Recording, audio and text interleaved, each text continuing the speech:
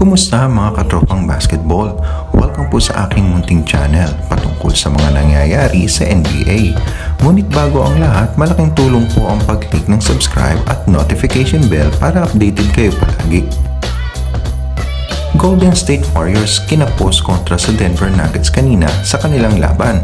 Naramdaman nga ng Warriors ang walang Draymond Green dahil sa first quarter pa lang ay tinambakan na kaagad ng Nuggets ang Warriors. Nag-struggle sa scoring si Curry at samantalang si Wiggins ang nanguna para sa Warriors. Natapos ang first quarter na walang puntos na nagawa si Curry at lamang ang Denver Nuggets 31-20. Pagpasok ng second quarter, hirap pa rin ang Warriors na makapuntos habang si Wiggins pa rin ang nangunguna. Natapos ang first half, mas lumobo pa ang kalamangan ng Denver Nuggets 60-36. Pagpasok nga ng third quarter ay medyo gumanda na ang shooting ng Warriors at ilan sa mga highlights ang steal na ito ni Wiggins para mapababa ang kalamangan sa 14 at ang fast break pass ni Wiggins kay GP2 para maging 12 na lang ang kalamangan at dahilan nga ito upang mapatawag ng timeout ang Nuggets. Pero hindi pa rin sumusuko ang Nuggets at nagawa pa rin nilang makipagsabayan at sa huling natitirang segundo ng third quarter sa kabila ng makagawa si Curry ng press ay lamang pa rin ang Nuggets ng 74-61. At ito nga pagpasok ng fourth quarter, nag-umpisa ng paliitin pa ng Warriors ang kalamangan. Pumapasok na ang mga tres si Curry. Panay din ang pagsalaksak ni Kuminga at sa play na ito, makikita mo na parang magnet si Curry sa mga kalaban. Dahilan upang malibre si Kuminga sa loob para sa easy layup at nasa 8 na lamang ang kalamangan ng Nuggets. Pagkatapos ng timeout, ayaw nang papigil ni Curry. 3 tres na sunod-sunod ang pinakawalan dahilan upang mapababa sa 2 ang kalamangan ng Nuggets.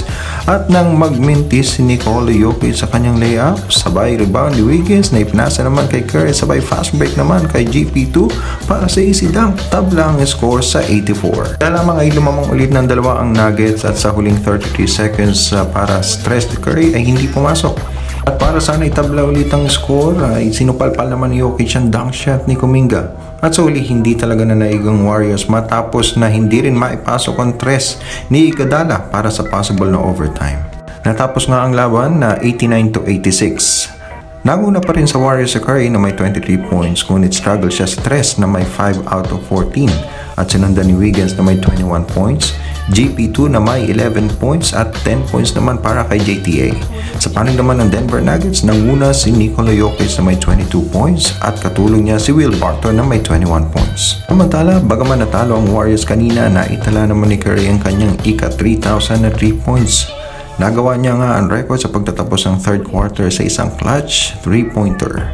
Siya ang kauna-unang NBA player na nakapagtala ng record na ito matapos niya na malampasan ang record ni Ray Allen bilang NBA all-time 3-point holder. At patungkol din sa laban kanina ay inulan ng pambabatikos sa social media ang isang sa mga komentaryo ng GSW.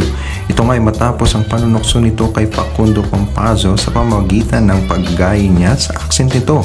Si Campazzo nga ay binanganak sa Argentina. Nagmula ang panunaya na matawagan ng false Campazzo kay Andre Iguodala at hindi nga makapaniwala ang una. Hindi rin nakaligtas si Austin Rivers sa panunuya ng commentator na ito na kaya lang naman daw nabigyan ng contract extension ay dahil nga daw siya ay anak ng isang coach na si Doc Rivers. Para sa akin, hindi tama na mag-comment ng patungkol sa isang tao, lalo na ito ay patungkol sa kanyang pinagmulan o maging sa personal na buhay ng ibang tao. Respetuhin natin ang isa't isa. Para sa inyo, tama ba ang tinura ng commentator na ito? Mag-comment lang po. At dito muna natatapos ang ating mga update at ito po ang Hoops Diaries. Maraming salamat po.